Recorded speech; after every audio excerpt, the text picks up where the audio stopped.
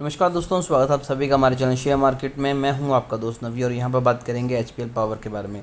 Last trading day को 5% की तेज़ी से ये स्टॉक शुरू हुआ और लास्ट में सिर्फ 1% के पॉजिटिव रिटर्न ही ये स्टॉक देखे गया, जबकि मार्केट में बहुत अच्छी मूवमेंट हमें दिखाई दी, वो भी अप ट्रेंड में। तो ऐसे में वो क्या रीज़न है जिसकी वजह से स्टॉक में धीरे धीरे गिरावट हुई, वो जानते हैं और इसका लॉन्ग टर्म में क्या इम्पैक्ट पड़ेगा। HPL power system board defer decision on slump sale of 2 businesses to Moebius power electronic. तो जिनकी जो बोर्ड मीटिंग हुई उसमें क्लियरली मना कर दिया कि अभी तक हम बिल्कुल भी अपने बिजनेसेस को डिवाइड नहीं करने वाले, सेल नहीं करने वाले। क्या है वो पूरा माजरा जानते हैं। HPL power system limited announce on Wednesday that the proposal for the slump sale of to its product has not been accepted by the board. तो इन्होंने जो प्रपोजल दिया था वो बिल्कुल अब नकार दिया है बोर्ड ने। The company has inform that the boards that is meeting held on June 28 2023 HPL power board has advise the company to find an alternative due to restructure its two business of the power electronics and integrated power supply.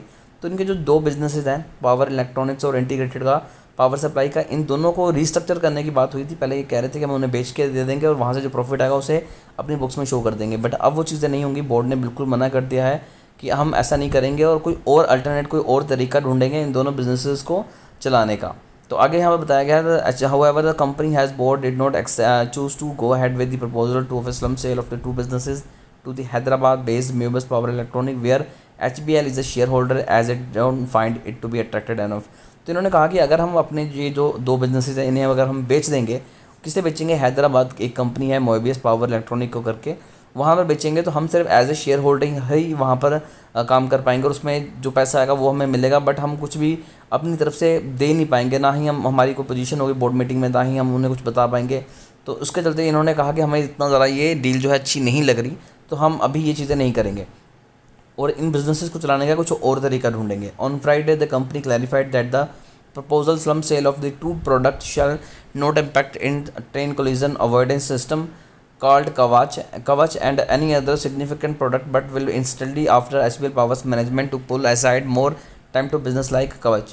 HBL Power said in June 28, 2023 that the combined sale of the PE and IPS businesses have declined from 107 crore witnessed with the financial year 2028 to 2019 to 67। तो उन्होंने कहा है हमारे जो पुराने businesses थे उनमें जो सेल्स है वो काफ़ी ज़्यादा कम दिखाई दिया है। पहले जो सेल 2018-19 में तकरीबन 107 करोड़ की होती थी, वो अब कम होके 67 करोड़ के अराउंड हो चुकी है, यानी कि 40 करोड़ का हमें लॉस हो रहा है पहले जो सेल्स होती थी उसमें। अब देखिए ये 40 करोड़ हम नहीं कंसीडर करेंगे क्योंकि ये जो लॉस है वो काफ़ी ज़्यादा बड़ा है। टाइम के साथ इनकी जो सेल्स है वो बढ़नी चाहिए थी, वो भी नहीं बढ़ी और वैसे भी 40 करोड़ का लॉस हो गया। तो बेसिकली ये कंपनी इसके ऊपर काफ़ी ज़्यादा एग्रेसिवली काम कर रही है और मुझे पर्सनली ऐसा लगता है जिस हिसाब से कंपनी खुद को इम्प्रूव कर रही है, आने वाले टाइम में ये स्टॉक आपको बहुत ही बेहतरीन रिजल्ट निकाल के देगा। तो अगर आप यहाँ पर इन्वेस्टमेंट करके बैठे हुए हैं तो पर्सनली मैं बोलूँगा कि आपको होल्ड करना है, चाहे जैसी भी न्यूज़ आए, ये आपको बहुत जल्दी एक मल्टीपैकर रिटर्न निकाल के देगा।